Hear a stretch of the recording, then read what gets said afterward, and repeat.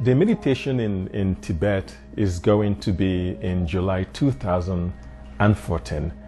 And this whole journey was inspired by my visit to Tibet last year.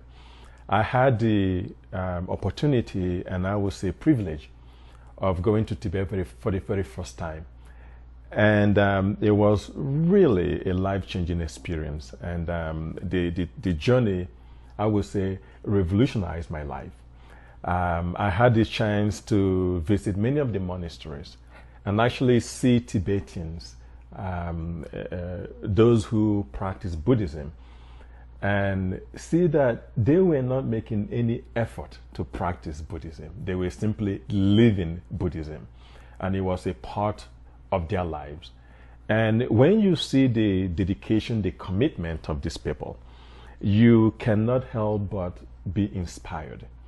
And when you look at the monks who have devoted their entire lives to do nothing but serve Divine Spirit and to serve people through what they have gained through their inward search, it's really a very humbling experience. And when I was in Tibet, I really felt that a part of me was activated. A part of me that was dormant was activated. We are dealing with a very high vibration center. And when you're able to let go and open yourself to this high vibration, you cannot help but feel something open up within you. And I say to myself, more people should come here. And if they can experience half of what I experienced in Tibet, I think the trip will be well worth it. Yeah. Beautiful. What is the purpose of this retreat, and what can people expect to get out of it? Well, for over 2,000 years, pilgrimages, spiritual retreats, meditation retreats have been a central part of a variety of spiritual traditions around the world. When you go on a retreat, you are taking time off from the mundane routines of life, from the activities of daily living. And when you are able to remove yourself from these mundane activities, then you find out that you are able to tune in more into yourself. And sometimes you're able to find practical solution for improving your own life while you are in a retreat. So retreats are very important to be able to completely let go. And when you're able to let go and allow yourself to go into that inward space of stillness and inward space of love, of wisdom, and you can come back from the retreat and operate from that source, you will find that your life is running much smoother and your relationship with people has improved, and your service to people is also highly improved. Now, the main function, the main focus for this retreat is mindfulness.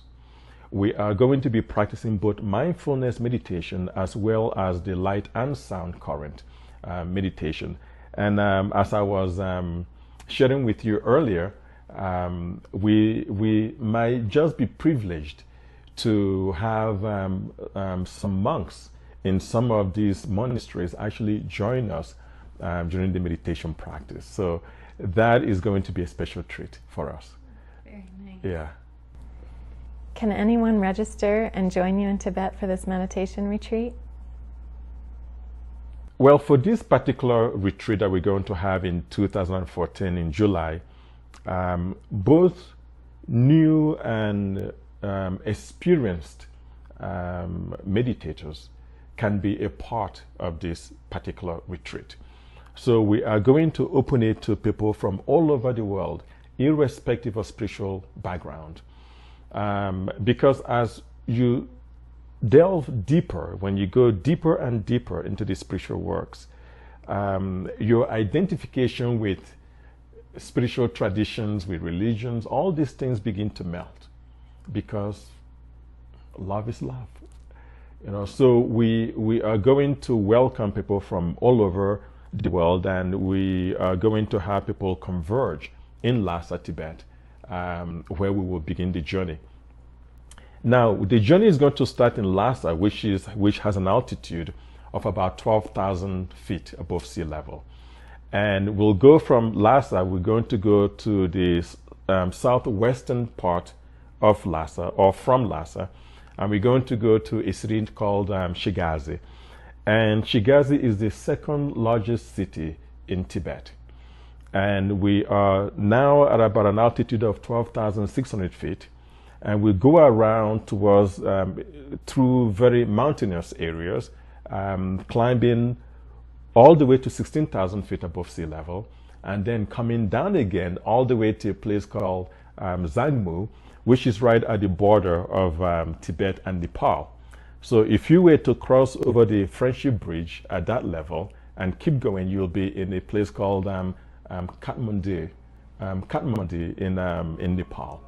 But we're not going to go all the way to Nepal. We'll turn around at that point and begin to go up again to Lhasa. So I encourage people to prepare for this journey, because we're going to be going through different levels of altitude. And for people who are not, who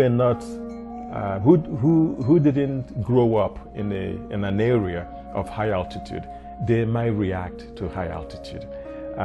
So it's important for people to come to this trip in good condition so that they can maximize their enjoyment with this journey.